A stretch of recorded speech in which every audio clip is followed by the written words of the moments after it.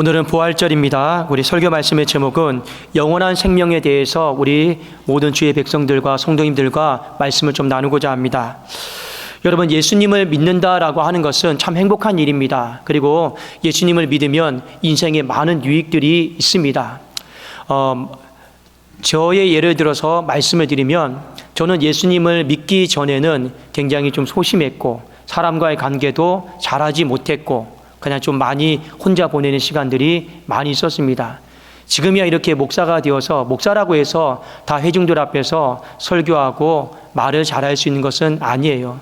어떤 목사님들은 계속 그냥 원고만 보셔야 돼요. 까먹을까봐, 잊어버릴까봐. 그런데 제 인생에 있어서 고등학교 1학년 때 예수님을 만났어요. 예수님이 만나주신 거죠. 그러면서 제 꿈도 바뀌었고 비전도 바뀌었고 살아가야 될 목표, 방향도 다 바뀌었고, 그래 이제 더 이상 나를 위하여 살지 않고 하나님이라는 분을 위해서, 하나님의 영광을 위해서 살아가자. 예수님을 믿으니까 가장 좋은 건 뭐냐면 순간순간마다 선택을 해야 되는 경우들이 굉장히 많이 있습니다. 그 선택에 있어서 고민하지를 않아요. 왜 그러냐면 내 선택보다 더 중요한 건 하나님이 기뻐하시는 일일까 아닐까, 이것을 먼저 생각하다 보니 선택에 있어서 많은 시간을 방황하면서 보내지 않았습니다. 그리고 또 하나, 제가 예수님을 믿으면서 제 인생의 또 한 가지 유익은 무엇이냐면, 저는 어릴 때부터 참 많이 집에 혼자 있는 시간들이 많이 있었습니다. 그래서 되게 무서웠어요. 왜 그러냐면 여러분 다 아시겠지만 어릴 때는 부모님들이 일을 하시다 보니 새벽에 일찍 나가셔서 밤늦게 들어오는 거예요. 그러면 학교 갔다 와서 집에 그 당시에 무슨 문화가 있겠습니까? 그냥 해지면 친구들이랑 더 놀 수도 없고 그냥 집에서 있는데 그냥 그 시간이 되게 무서웠어요. 지금도 생각해보면 어릴 때 살던 집이 부산이었는데 한번 가보면 정말 안방에서 화장실까지가 뭐랄까요, 5초도 안 걸리는 거리인데 그때 당시에는 그 5초의 거리가 너무 멀게 느껴졌고 귀신 나올 것 같고 매일 TV를 끄지 않으면 잠을 잘 수가 없었습니다. 그만큼 앞에 이상한 것이 지나가는 것 같았어요. 무서운 마음들이 많이 있었습니다. 그런데 고등학교 1학년 때 예수 그리스도를 영접하고 난 이후에 제 삶에 또 한 가지 바뀐 것이 뭐냐, 더 이상 귀신을 두려워하지 않아요. 이게 어느 정도냐, 여러분들이 좀 제 외모를 보시면 그렇게 느끼지 않을지 모르겠지만 저는 군대에서 특전사에 있었습니다. 특전사에 있다 보면 밖에 산에서 천리행군을 하고 그렇게 야지에서 보내는 시간들이 많은데 중간중간에 잠을 잘 때가 많이 있습니다. 밤에는 잠을 자야죠. 근데 보통 어디에서 많이 자냐면 무덤에서 많이 잡니다. 그냥 무덤에서 베개 삼고 잘 때가 굉장히 많아요. 옛날 같으면 상상도 못할 일이죠. 그런데 예수 믿고 난 이후에는 그것이 전혀 두렵지가 않아요. 제 안에 그런 두려움들이 없어졌습니다. 또 하나 마지막, 제 인생의 가장 큰 유익이다라고 하면 미래에 대한 막연한 두려움들이 없어졌어요. 저도 저희 가족의 부모님을 사랑합니다. 많이 아낍니다. 근데 부모님이 나이 들어가시고 늙어가시는 모습을 뵐 때마다 언젠가는 돌아가시겠구나, 그런 생각을 가질 때가 있거든요. 두 분 중에 한 분을 잃어버리면 내 마음은 어떨까? 또 두 분을 다 잃어버리면 내 마음은 또 얼마나 힘들까? 이런 마음들이 솔직히 없다라고 하면 거짓말이겠죠. 그런데 두렵지가 않아요. 늘 부모님에게도 말씀을 드립니다. 저도 그렇고 어머니 아버지도 그렇고 하나님께서 예비하신 영원한 생명이 있습니다. 저는 그래서 많은 유익들이 있지만 예수 그리스도를 믿음으로 통해서 하나님이 우리에게 주신 영원한 생명, 좀 다른 말로 하면 천국이겠죠. 이것이 누릴 수 있다라는 것이 가장 인생의 큰 유익이 아닐까. 그래도 오늘 우리 성도님들께 이 영원한 생명, 영생이다라고 하는 이 말씀을 가지고 잠깐 말씀을 나누고자 합니다. 자, 성경에 디모데전서 6장 16절에 보면 오직 그에게만 죽지 아니함이 있고 가까이 가지 못할 빛에 거하시고 어떤 사람도 보지 못하였고 또 볼 수 없는 이시니 그에게 존귀와 영원한 권능을 돌릴지어다. 아멘. 자, 여기 보면 예수 그리스도에 대해서 소개를 하고 있습니다. 근데 오직 예수님에게만 죽지 아니함이 있다. 사람은 다 죽습니다. 그런데 예수 그리스도에게만 오직 죽지 아니함이 있다라고 하는 것은 예수님 자체가 영생이시다라는 거예요.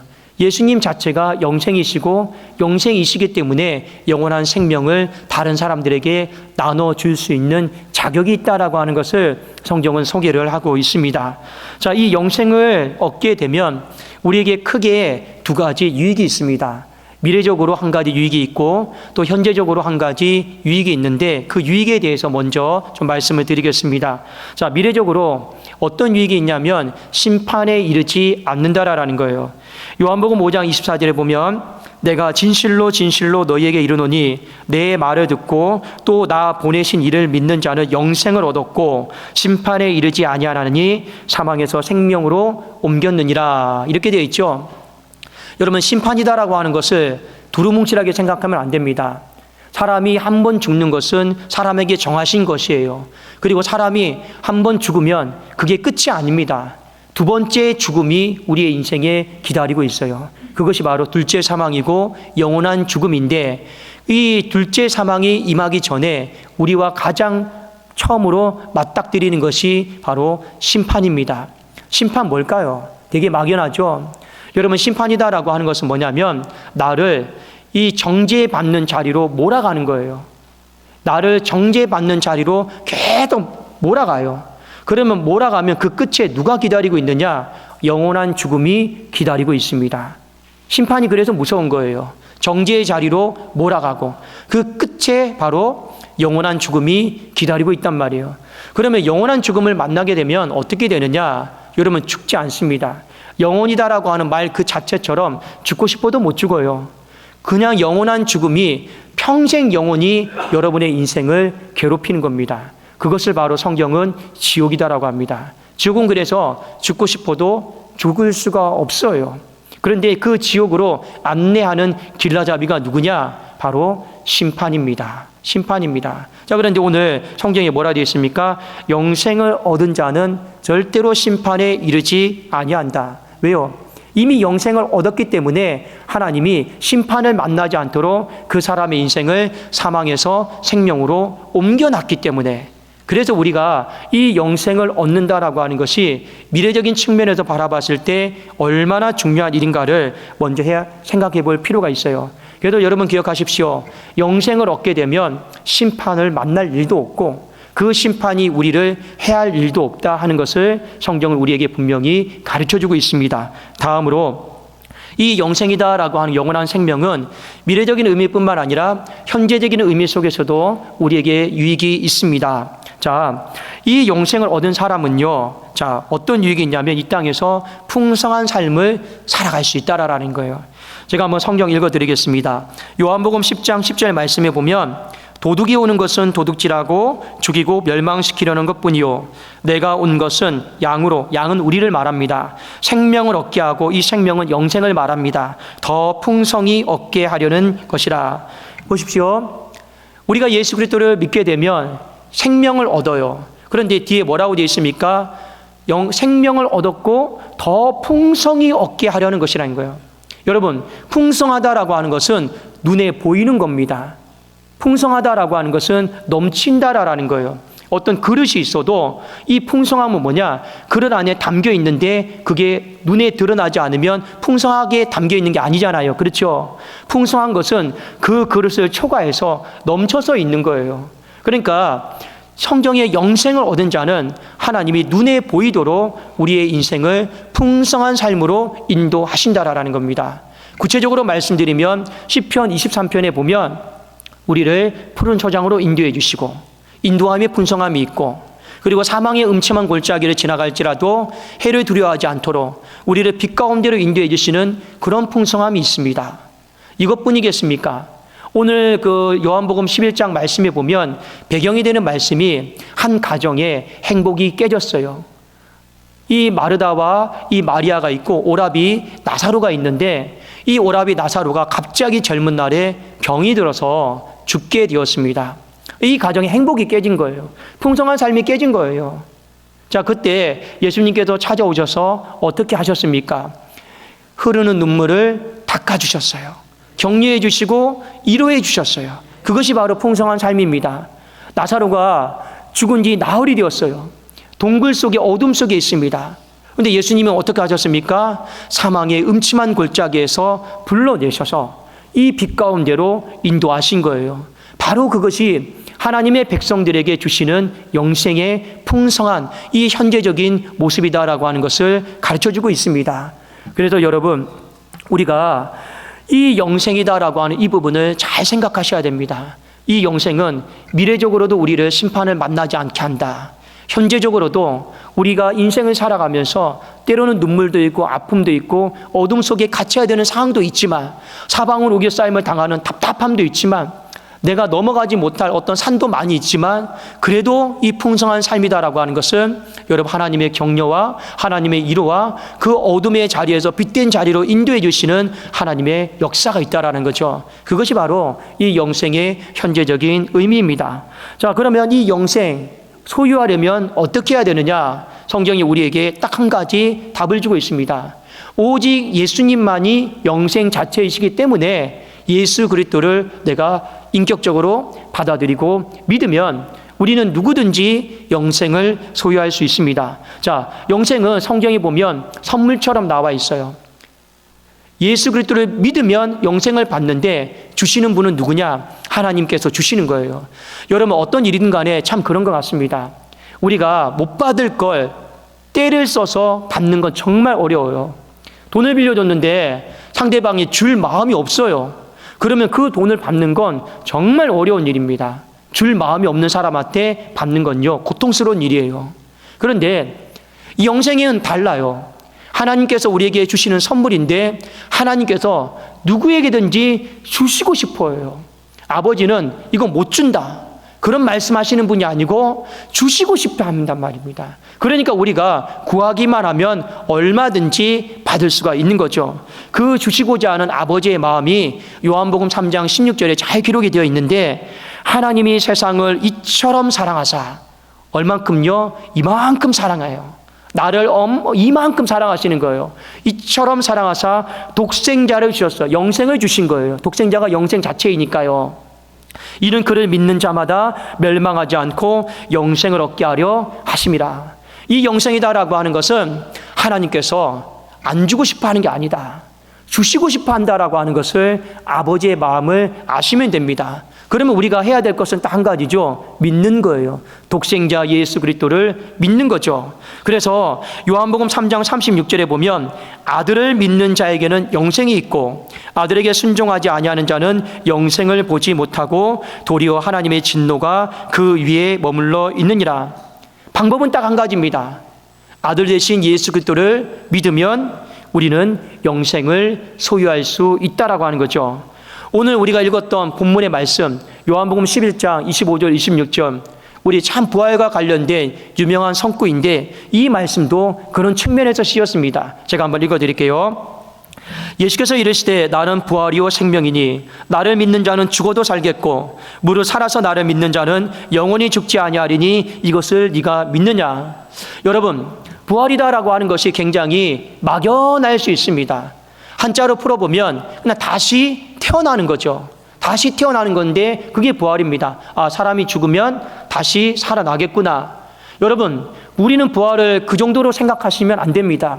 예수님이 오늘 말씀을 통해서 부활에 대해 뭐라고 말씀하셨냐면 내가 부활 자체다. 나는 부활이다. 내가 부활 자체다. 그러면서 또 뭐라고 말씀하셨습니까? 나는 부활이요 생명이다. 이 부활과 생명을 동격으로 예수님은 말씀을 하신 거예요. 그러니 부활은 무엇이냐? 곧 영원한 생명이에요. 부활은 무엇입니까? 영원한 생명을 소유하는 것이 바로 부활이다라고 하는 것을 우리에게 가르쳐주고 있는 거죠. 그래서 그 뒤에 보면 이렇게 되어 있습니다. 나를 믿는 자는 죽어도 살겠고, 이게 무슨 말입니까? 설령 그가 육신의 죽음을 맞이한다 할지라도 그는 계속해서 산다라는 거죠. 육신의 죽음을 맞이했는데 왜 계속해서 삽니까? 살아생전에 영원한 생명을 소유했으니까. 살아생전에 영원한 생명을 소유했으니까 그 영원한 죽음이 그 사람을 해하지를 못하는 거예요. 그래도 오늘 그는 나를 믿는 자는 죽어도 살겠다라는 말은 그가 한 번 죽는다 해도 설령 죽을지라도 계속해서 그 사람은 살게 될 것입니다. 왜요? 부활이 있으니까. 영원한 생명을 소유하고 있으니까요. 그리고 그 뒤에 또 뭐라고 말하고 있습니까? 무릇 살아서 나를 믿는 자는 영원히 죽지 아니하리니 이것을 네가 믿느냐 말씀하셨습니다. 이 말은 우리에게 책임을 요구하는 말씀입니다. 살아서 숨 쉴 수 있을 때 그 영생 자체이고 그 부활 대신 예수 그리스도를 믿으라라는 겁니다.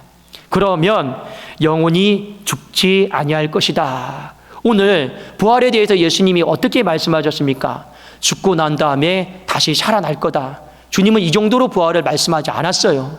부활 자체는 생명이다. 영원한 생명이다. 그래도 그 생명을 소유한 사람은 죽을지라도 영원히 죽지 않는다. 살아 생전에 그 생명을 소유하도록 누리도록 애쓰고 힘쓰라라고 하는 것을 우리에게 가르쳐주고 있습니다.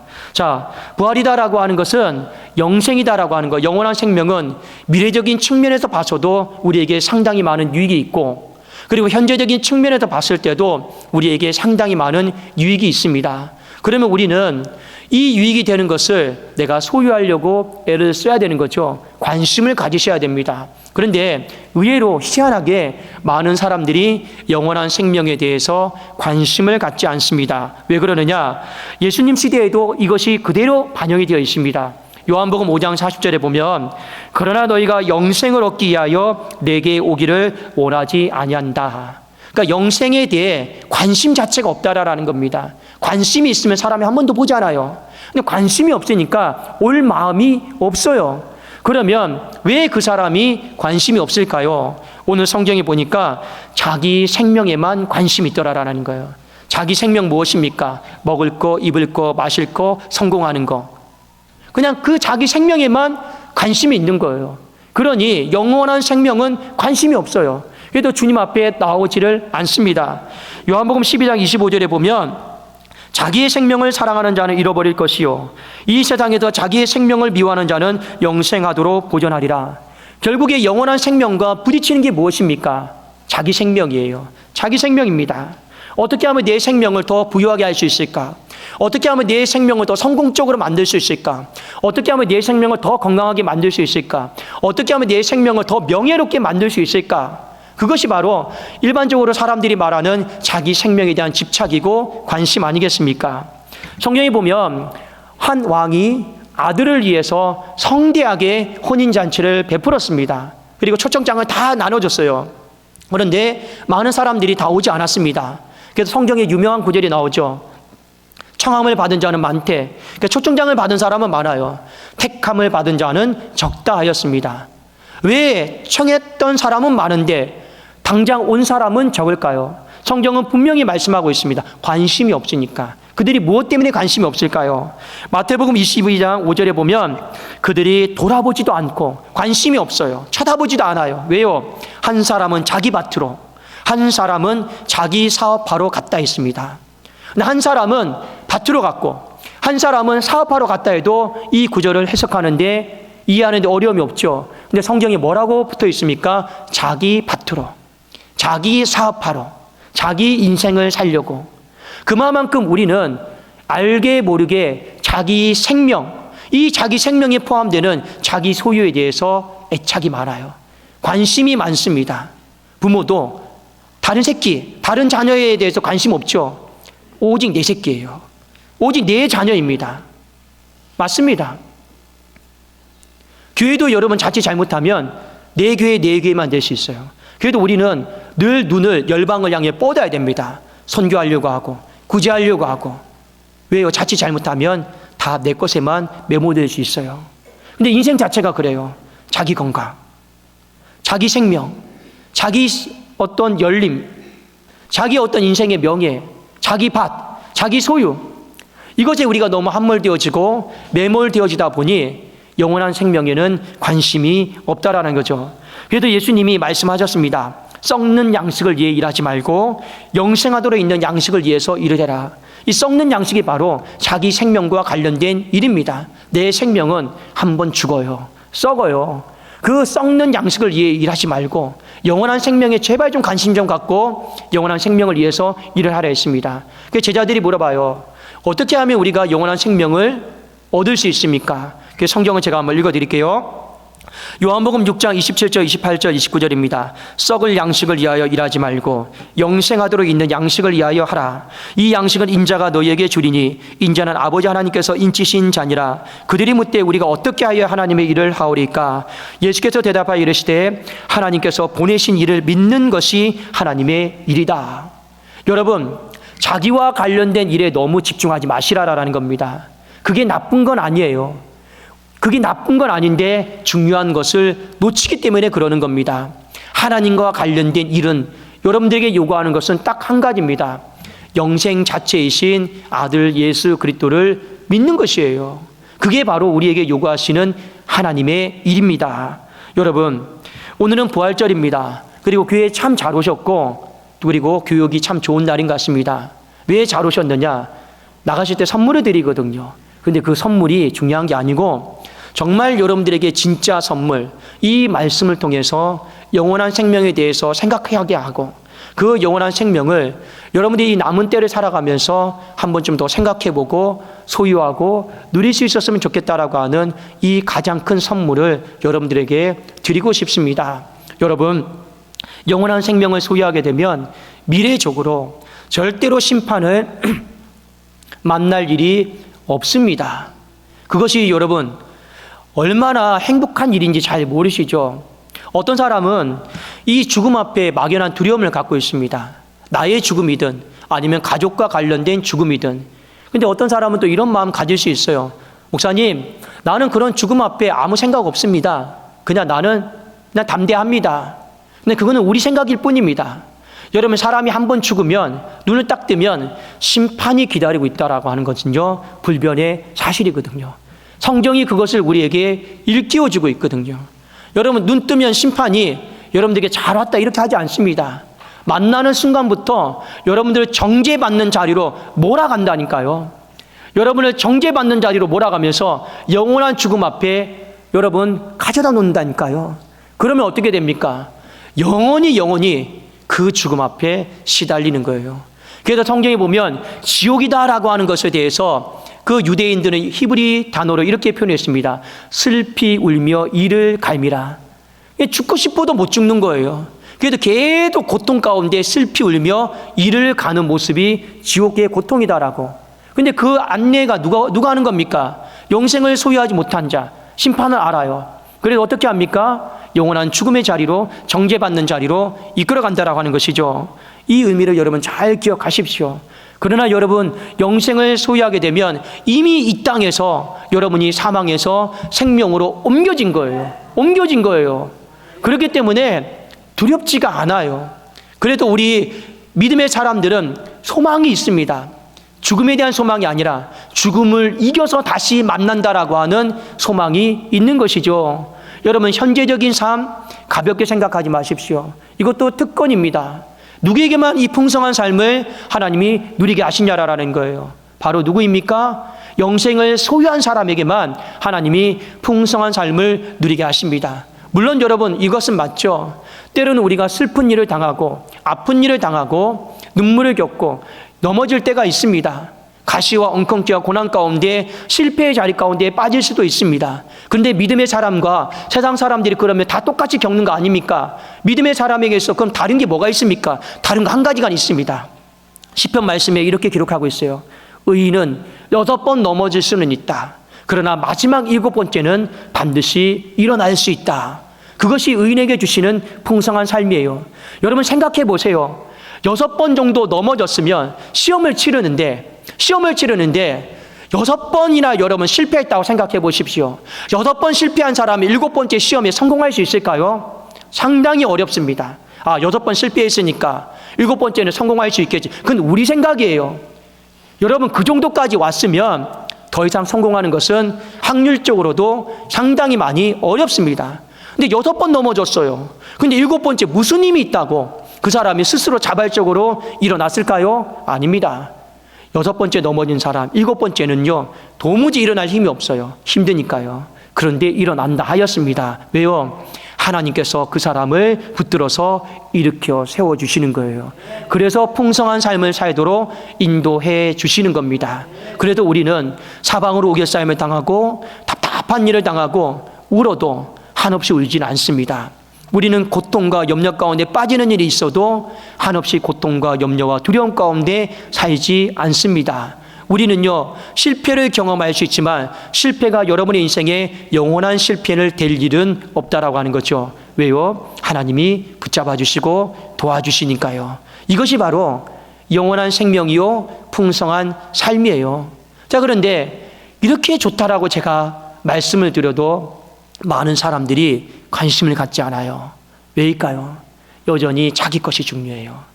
내 것이 중요해요.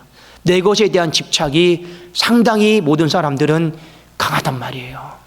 그래서 여러분, 우리의 인생이 실패를 경험해요.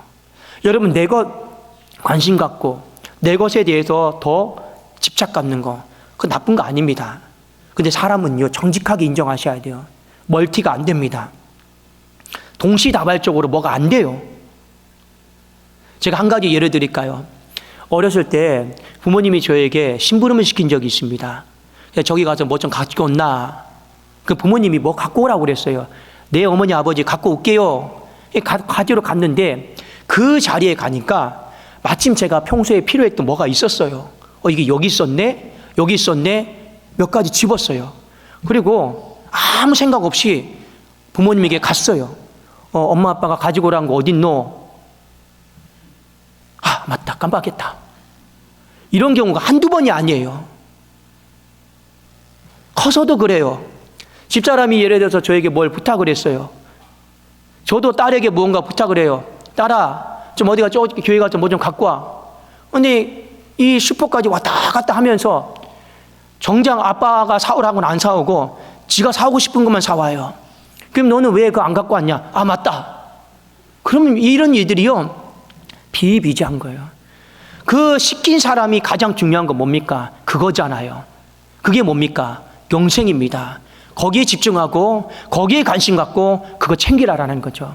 근데 우리는 막상 보내놓으면 어디에 관심을 갖습니까? 아, 이거 내가 먹고 싶었던 거, 내가 원했던 거, 그거 관심 갖다가 그거 들고 와요. 여러분, 인생이 이렇게 어리석습니다. 나중에 하나님 앞에서도 똑같습니다. 그렇게 말씀을 듣고 너 살아 생전에 살아서 이 믿는 일에, 영생 챙기는 일에 관심 가져라.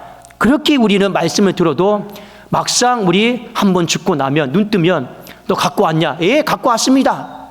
근데 손에 보니까요, 다 자기 생명만 갖고 온 거예요. 이런 사람들이요, 많아요. 그래도 창함을 받은 자는 많되 택함을 받은 자는 적다라고 성경은 우리에게 말씀하고 있습니다.